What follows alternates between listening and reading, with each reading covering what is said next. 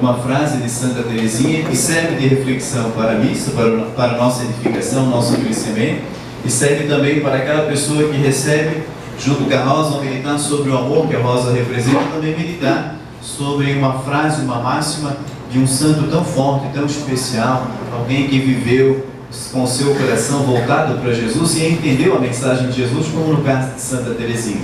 É interessante que, coincidentemente, na noite que está escrito na rosa, uma frase dela então, derramarei uma chuva de rosas, nós temos uma noite chuvosa, fisicamente lá fora, fisicamente falando, né? Coincidência, eu gosto de dizer deucidência, ou seja, as coincidências de Deus. Mas entender o que significa isso? Alguém que se santifica, alguém que encontra Jesus Cristo, que se deixa encontrar por Ele, melhor dizendo, que em 24 anos leva uma vida fabulosa, de profundidade, que escreve coisas maravilhosas, que morre na felicidade, morre desejando isso, derramar uma chuva de rosas sobre a terra. Por quê? Porque ela era uma santa, uma pessoa apaixonada primeiro por rosas. Mas não só isso, quantas pessoas são apaixonadas por rosas? Mas ela fazia deste sinal tão bonito da natureza, como que um instrumento para manifestar o seu amor, como que um condutor daquilo que ela acreditava, do seu interior para Deus. Sabe-se que quando se tinha a procissão do Santíssimo Sacramento, como eu faço em todas as missas, quando passo com ele, ela era apaixonada por esse momento, e a maneira que ela tinha de manifestar o seu louvor a Deus, sua gratidão e seu amor, era jogando pétalas de rosas no Santíssimo Sacramento, como algumas pessoas fazem quando eu passo, ou ofertando a rosa. Então era uma maneira dela comunicar algo que ela sentia ao próprio Deus. E ela morre então com esse desejo de entrar no céu e lá do céu. Então ela já sabia que ia ser santa, né? Você já tinha tanta convicção no amor de Deus que sabia que iria para Deus. Ela desejou então derramar uma chuva de rosas sobre a terra. O que significa isso? Derramar sobre as pessoas, pedir que Deus infunda, como ele fez no Evangelho de hoje. No caso de Jesus, impunha as mãos e as pessoas eram curadas, porque ele comunicava com as mãos, com a palavra, na autoridade que tinha, ele comunicava a vida, ele colocava as pessoas de pé. Interessante que ele entra na casa do apóstolo Pedro, a sogra dele está paralisada pela febre, não pode se mover, não pode fazer nada, não pode servir, não pode ajudar, não pode trabalhar. É interessante que Jesus no texto, ele como que dá uma autoridade, dá uma voz de comando. Diz o texto que ele ameaça a febre. Parece ser meio estranho, né? Ameaçar a febre. Porque essa febre bíblica ali é mais do que a febre, né? A febre física que nós conhecemos. Significa um mal, algo que entrou naquela mulher, algo que está alojado em sua mente, em seu coração, que a paralisa, que a impede de ter uma vida livre, de ter uma vida dinâmica, uma vida de trabalho, uma vida de serviço. Jesus se inclina sobre ela e comunica essa força pela palavra. Sai, força, coragem. E a mulher se coloca em pé, diz o texto, na mesma hora, ela se inclina, ou seja, está prostrada, se inclina e começa a servi-los. É o que a maioria das pessoas vem buscar aqui. É o que a maioria das pessoas precisam, mesmo sem saber. E a espiritualidade, ela tem como fruto exatamente isso. A espiritualidade é a palavra de Cristo vivida por uma pessoa. É quando alguém se deixa encontrar pelo Espírito de Deus. Por isso, espiritualidade. É o Espírito de Jesus que passa a agir naquela pessoa, ou a pessoa toma consciência, isso é espiritualidade, que o Espírito de Deus age nela. Então, pela força da autoridade, imposição das mãos, muitos doentes eram levados para Jesus, ele impunha as mãos e os doentes ficavam curados. Diz ali o texto que demônios saíam. Muito mais do que demônio, no sentido de seres espirituais. A palavra demônio é aquilo que te sufoca, pai do desânimo, aquilo que rouba a vida, aquilo que paralisa. São as febres da alma, as febres do coração, aquilo que me impede de ser uma pessoa melhor. Então Jesus troca talvez uma palavra forte que paralisou a vida de uma pessoa por uma palavra positiva. Você pode, você é especial, eu te amo, eu vim para que todos tenham vida, eu sou a água viva que pode jorrar no teu coração. E milhares de pessoas naquela época, ao ouvirem a palavra do Cristo, ao serem tocadas por Ele, mudavam de vida. E já faz 2000 anos que isso vem acontecendo. Ele permanece vivo de diversas formas, vivo aqui entre nós espiritualmente, porque está ressuscitado, vivo no céu, vive em cada coração, vivo na palavra quando é proclamada. Por isso que na missa tem o momento da pregação da palavra. E quantas pessoas se curam, quantas pessoas, a exemplo da sogra de Pedro, se colocam em pé, saem da sua paralisia quando escutam a palavra, quando se sentem importantes de novo, são resgatadas na sua autoestima. E foi exatamente isso que Santa Teresinha entendeu: a força da palavra, a força da oração, a força da espiritualidade como caminho para a mudança de vida, como caminho para sair de toda e qualquer enfermidade, seja ela física, espiritual. Mas a maioria de nossas enfermidades começam na alma, são enfermidades emocionais, psicológicas, enfim. Por isso nós precisamos, por isso que eu digo que essa missa, ela é de cura, porque é como que uma missa terapêutica, um momento em que nós cantamos, rezamos, choramos, rimos e fazemos mil coisas. Então isso tudo vai, aquilo que pode estar sufocando a nossa alma, de fato sai. Ninguém dá daquilo que não tem. Santa Teresinha sabia o que ela tinha. Ela tinha plena consciência que tinha dentro dela o Espírito de Deus. Eu quero dizer aqui, lembrar a todos nós, você também tem o mesmo Espírito, porque você não é uma criatura qualquer, você é um ser humano, você tem uso da razão, você tem a alma. Nós seres humanos somos as únicas criaturas que sabemos que vamos morrer, por exemplo. O gato, o cachorro dormem tranquilamente porque nós sabem que vão morrer. Nós sabemos que vão morrer, por isso nossa vida não pode ser uma vidinha, não pode ser uma vida qualquer. Se estamos vivos e temos esta consciência, porque Deus nos deu esta consciência, então porque somos especiais, e não podemos esquecer disso nunca. A pior coisa que pode acontecer com o ser humano é quando ele esquece que é especial, quando ele vira escravo talvez de uma cultura, de uma sociedade que prega a escravidão da estética, da beleza, que determina padrões de beleza. Então por isso quanta gente sofre de baixa estima, não vai para frente, não é feliz, porque está preocupada por demais, porque não está dentro de um padrão de beleza com o seu corpo, porque não está dentro do padrão da moda, porque não consegue ter um status social tal, e assim por diante, né? Então é uma cultura que vai determinando certas coisas, estabelecendo padrões que às vezes roubam esta consciência de quem somos. Não somos obra do acaso, somos obras do Criador, nosso Deus. Fomos pensados por Deus. Então não importa se estamos gordos ou magros, se somos bonitos ou feios segundo os padrões da sociedade, se estamos ricos ou pobres, se temos fama ou não temos fama, não importa. Seja o mais pobre ou mais rico, o mais belo esteticamente falando, ou aquele que não é provido de tanta beleza segundo aquilo que a sociedade pensa. Por exemplo, na Idade Média, a cultura da época era as pessoas bem gordas, eram retratadas até nas obras de arte. Pessoa magra na Idade Média era tida como algo muito feio, horroroso. E hoje o padrão de beleza é ser bem magro, o padrão dos modelos, por exemplo. Então por que ficar às vezes sofrendo? Claro, temos que cuidar do nosso corpo, sim. Cuidar da nossa saúde, sim. Mas não cuidar com o que os outros pensam, mas com aquilo que Deus pensa de mim. E o que Deus pensa de mim? Santa Teresinha entendeu isso, foi isso que ela desejou. Que as pessoas, que seja derramado sobre a terra esta consciência. A rosa, quando você oferta uma rosa para alguém, a rosa representa o teu amor. Representa, na verdade, você se dá uma rosa. Quando você dá uma rosa para alguém, não é assim? Você dá aquilo que está no coração. Então, o que ela desejou foi isso, dar-se a nós, ou seja, dar a nós aquilo que ela tinha no coração, uma consciência de que era alguém muito especial aos olhos de Deus. Isso não é uma frase qualquer, impactante. Você é, eu sou especial aos olhos de Deus. Você é aquilo que você pensa. Ninguém dá, então não. Santa Teresinha dá rosas para nós, dá bênçãos e graças, porque ela tinha algo a oferecer.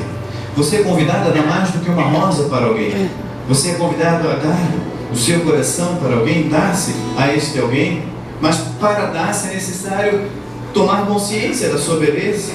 Para dar-se, para curar alguém, para ser instrumento de cura como Jesus foi, para colocar alguém em pé, para tirar as febres da alma, e febres bíblicas significa tantas coisas, né? Medo, baixa estima, falta de amor próprio. Às vezes nós tomamos posse de palavras negativas. Alguém disse: você é feio, você é gordo, você não é capaz, você é isso, você é aquilo. E aí nossa rosa murcha. Aí não podemos fazer ninguém feliz. Não podemos fazer um esposo feliz, uma esposa, um filho. Porque a voz de comando, a voz que orienta a nossa vida foi essa, que talvez um dia alguém disse quando você era tão pequeno. Palavras podem destruir uma vida ou podem edificar uma vida. É necessário, minha gente, e quando eu rezo, eu penso, eu gosto de usar de analogias, né, de metáforas. Eu creio que rezar, ter espiritualidade, fazer uma novena, é como que tirar a poeira dos móveis. Às vezes você tem um móvel bonito, a sua casa é bonita, mas está com tanta poeira que você já não percebe mais a beleza que tem naquele móvel. Assim como você precisa, pelo menos uma vez por semana, fazer uma faxina na casa, até a psicologia diz, quando você, a minha mãe tinha essa mania, todo sábado, depois de fazer a faxina na casa, ela mudava os móveis. Já que não tínhamos dinheiro para fazer uma reforma na casa, a tática dela, a esperteza dela, era exatamente essa. Já que não posso mudar, eu mudo os móveis de lugar. E é impressionante. Já fez essa experiência? Você muda os móveis de lugar, parece que mudou tudo. Muda algo dentro de você. E a psicologia explica o sentido disso. Então, rezar é fazer essa faxina. Se você deixa a sua casa sem limpar um mês, eu fico incomodado uma semana se eu não limpo a minha casa. Sou eu mesmo que limpo, eu fico incomodado. Eu preciso ter tudo organizado e limpo, porque parece que reflete aquilo que eu tenho no interior. Se o meu apartamento está sujo, parece que eu estou sujo por dentro também. Então eu gosto de limpar. A alma humana é da mesma forma. Tem gente que fica um mês sem lavar a alma, sem purificar a alma, sem fazer uma faxina na alma. Um ano, imagina quanta poeira se acumula na alma durante um ano. Padre, o que é essa faxina? É o que nós estamos fazendo agora. Nós estamos fazendo faxina na alma. Estamos tirando a poeira para que ela seja pura, para que a alma seja pura, para que ela se reflita em atitudes. E a principal atitude é ter atitude, é ser positivo, é acreditar, independente de como eu sou fisicamente, independente do que eu tenho exteriormente, dinheiro, matéria, tudo, independente disso, eu sou uma obra das mãos de Deus. Eu posso fazer a diferença neste mundo. E a pior coisa que pode acontecer para um ser humano é ele não ser lembrado, né? Não ser lembrado, passou e não fez diferença na vida do outro. Quer saber se você vai ficar eternamente aqui na terra? Procure agir como um ser humano que deixa saudade nos outros. É muito bom, né? Quando você sabe que alguém sente saudade de ti. Às vezes tem a pessoa que faz tudo certinho, mas ele é um chato. Aí todo mundo diz, graças a Deus que ele não veio. A pessoa não gosta de estar. Há uma grande diferença entre o velho e o idoso. Ficar idoso é inevitável. Todos nós vamos ficar idosos. Todos nós vamos ficar. Mas velho é uma questão de opção. Eu vou ficar idoso, mas eu rezo, eu peço e eu quero determinar que eu não vou ficar velho. Eu não vou ficar velho. O velho é o reclamão. É interessante que uma vez eu trabalhei numa paróquia que tinha uma tribo indígena. É impressionante como aquela cultura cuidava dos idosos como biblioteca. Aí a idosa lá, de 90 e poucos anos, foi atravessar lá uma rua e o carro matou. Eles trouxeram para fazer o ritual deles na nossa igreja. Eu estava lá junto com o pajé e ele falava, morreu a biblioteca da nossa tribo. Ou seja, aquela pessoa, por aquilo que ela era fonte de sabedoria, de conhecimento, de instrução. Os indígeos mais novos queriam estar perto dela para ouvi-la. E assim deveria ser em todas as sociedades. O idoso, como um ancião, na cultura de Jesus também um ancião, é a fonte de sabedoria. Por que muitos jovens não gostam de estar perto de alguns idosos? Porque eles ficaram velhos. Só falam de remédio, de doença, reclamando de tudo, dor aqui, dor ali. Mas imagina, um carro funcionar 95 anos, não tem como não ter dor, tem que ter. O sinal de que você está ficando idoso é quando diminui a alimentação e aumenta o número de remédios, né? Dizem. Mas eu falo isso porque eu sei de jovens que gostam de estar perto de idosos, mas idosos que não são velhos. A mãe da minha madrasta morreu com 99 anos. Nas festas de final de ano ela sempre levava, todo mundo gostava de estar perto daquela velhinha, porque ela nunca reclamava de nada, era a primeira a sair dançando, a saúde dela permitia, e sempre fazendo uma piadinha, brincando conosco. A gente sempre mexia com ela e gostávamos de escutar o que ela tinha a dizer. Do contrário, a minha avó, meu Deus do céu, Eu ia visitá-la por obrigação, mas chegava lá, meu Deus, é a úlcera, é isso, é aquilo, sem diminuir. Mas todos nós vamos ter um dia um monte de doença, disso, daquilo, mas nós não precisamos estar partilhando o tempo inteiro que estamos doentes. Tem uma certa carência afetiva, sentir pena de si mesmo, então uma necessidade de ficar dizendo, então você não seja, mas não só idoso que fica, tem jovem velho. A pior coisa que pode acontecer com o ser humano é ser um jovem velho. Não é morrer fisicamente, é deixar morrer aqui dentro. Deixar morrer seus ideais, deixar morrer o otimismo, a autoestima. Tem jovem de 30 anos que é pior do que um idoso de 90. Porque está sempre reclamando, é pessimista, ele fica de braços cruzados, ele já diz para ti, não vai dar certo, e ele fica torcendo para não dar certo, para depois dizer, tá vendo, eu não falei? O reclamão, ele se torna medíocre, ele faz o que é possível. Aquele que não envelhece, ele faz o seu melhor sempre.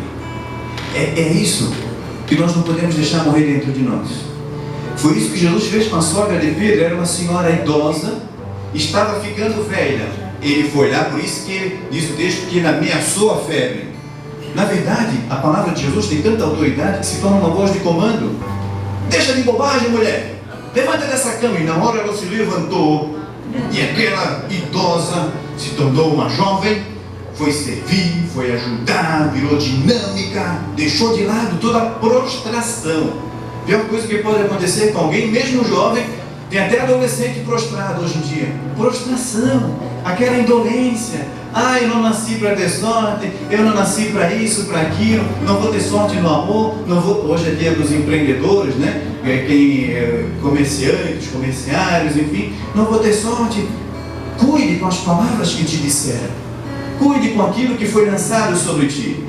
Jesus, na espiritualidade, você pode ter certeza, vai sempre lançar a palavra, ou vai impor as mãos, que vai curar toda e qualquer febre. Tudo aquilo que te joga para baixo. Agora, no mundo, tem vários funcionários do Lateta, do Tibinga, do Encardino, do demônio, chama como tu quiser, que estão no mundo, parece, contratados para fazer o contrário, para usar palavras detonadoras, palavras que destroem. Então, na noite de hoje, peça que esta chuva de graças, de rosas que ela desejou, que a grande rosa que representa o amor, representa a bondade, representa a coragem, a autoestima, o amor próprio, isso tudo caia sobre ti, esta chuva caia sobre tua alma, para que depois você leve para outras pessoas que porventura estão velhas, antes do tempo. Talvez pessoas que estão prostradas, que não têm motivação para nada, que se deixaram vencer pelo cansaço, pelo desânimo ou pelo sofrimento. Padre, mas é que o senhor não passou pelo que passou. Mas quantas pessoas eu conheço que passaram por grandes tempestades ruins, pessoas que se ferraram aqui e acolá, e a gente escuta na televisão, a gente escuta agora nos Jogos Paralímpicos, nós vamos ver isso, pessoas que superaram. Uma vez no Jô Soares eu escutei uma atleta nossa aí que perdeu as duas pernas, uma mãe de família. Aí o Jô falou para ela, poxa vida, né, coitada, você perdeu as pernas. Não, ainda bem que foram as pernas, sobraram os braços, eu posso abraçar os meus filhos. Meu Deus, que mulher jovem! Essa não vai envelhecer nunca. Essa vai deixar saudade. Essa é bom escutar. Os atletas fazem isso, né? Ficar aleijado, ficar isso, ou nasceram com algum problema. Poderiam ficar dizendo, eu não tenho capacidade, eu não tenho braço, eu sou surdo, eu sou isso, sou aquilo. Não, vou ser um nadador, vou fazer. Faz mil coisas, eu adoro, eu prefiro as Paralimpíadas do que as Olimpíadas, porque você vê superação. Se nas Olimpíadas você vê superação, imagine nas para dizer assim, eles são santos dos nossos tempos, são pessoas que mesmo sem saber, vão impactar a vida dos outros com palavras positivas. Uma vez, quando eu tinha 13 para 14 anos, eu era boca de caixa. Hoje é dia dos comerciantes, né? Não sei se conheceu esse termo, né? Empacotador de supermercado, né? Foi meu primeiro emprego, supermercado de Santa Mônica. Ou seja, a pessoa passava a compra ali no caixa e eu empacotava. Eu tinha a opção de simplesmente ser o empacotador ou de ser o empacotador. E foi essa a opção, que eu já estava conhecendo, entendendo o que significa isso que ela fala no dia de hoje. Eu já tinha sentido no meu coração, pela espiritualidade, foi Jesus que me mostrou isso. A minha perspectiva de vida não era nada disso não, pela família, pela estrutura, por aquilo que as pessoas falavam. A minha estrutura, talvez emocional, seria para ser um profissional medíocre. E como é terrível um profissional medíocre? Como é terrível um padre medíocre? Um militar medíocre, um médico medíocre? Como é terrível, não é? O que é o medíocre? O medíocre é aquele que diz: vou fazer aquilo que é possível. Esse é o medíocre. Vou fazer aquilo que me é possível. Imagine, tua casa está pegando fogo, aí chega o corpo de bombeiros. Eles estão lá apagando o fogo da sala, mas falta a cozinha, faltam os quartos. Aí de repente o bombeiro diz: não, já deu horário, 16 horas, eu tenho que ir embora, vamos enrolar a mangueira. Como assim? Não, eu vou fazer o que eu posso, o que é possível. O médico, você está na sala de cirurgia, de repente, acabou meu horário. Mas como, não vai dar os pontos? Não, só dei alguns pontos, o resto eu vou dar outra hora porque acabou o meu horário, o que é possível fazer é só isso. Não. E assim vai para cada profissão. E a gente tem que encontrar na sociedade pessoas que fazem aquilo que é possível. A pessoa que não é medíocre é aquela que faz o seu melhor. Como é gostoso você chegar numa loja e ver aquele vendedor que é empenhado. Ele te convence a comprar porque ele oferece o melhor dele, sua atenção, sua capacidade, não só na camisa escrito, né? Em alguns estabelecimentos tem aquela frase: posso ajudar? E o ponto de interrogação. Mas tem uns funcionários que parecem que é o contrário.